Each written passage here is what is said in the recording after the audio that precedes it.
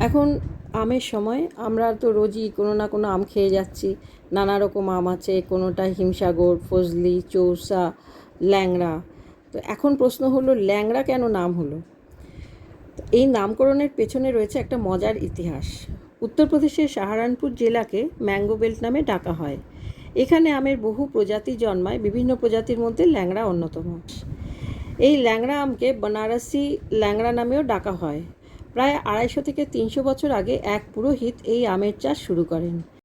এই আমের বৈশিষ্ট্য হলো এটি স্বাদে ও ঘ্রাণে অনন্য।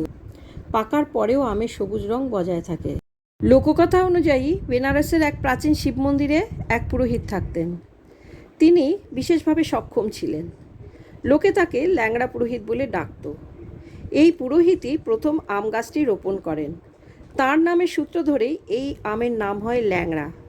গাছে আম ধরলে আশেপাশে শিশুরা পাথর ছুঁড়ে সেই গাছের আম পাড়ার চেষ্টা করত, আর পুরোহিত লাঠি হাতে তাদের পেছনে ছুটে যেতেন। এলাকার লোকজন তখন এই গাছের নামকে ল্যাংড়ার গাছের আম বলে ডাকতে শুরু করে। এই খবর সেই সময়ে রাজার কানে পৌঁছয়।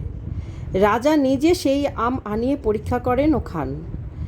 রাজা সেই আমের সাথে এত মুগ্ধ হন যে তিনি পুরোহিতের সম্মানে সেই গাছের নাম দেন ল্যাংড়া আম। এরপর রাজা নির্দেশ দেন সেই গাছ থেকে আরও নতুন গাছ তৈরি করা হোক, যাতে এই অনন্য স্বাদের আম ছড়িয়ে পড়ে রাজ্যের বিভিন্ন প্রান্তে। এইভাবেই ল্যাংড়া আম আজ ভারতের অন্যতম বিখ্যাত আম হিসেবে পরিচিতি পেয়েছে।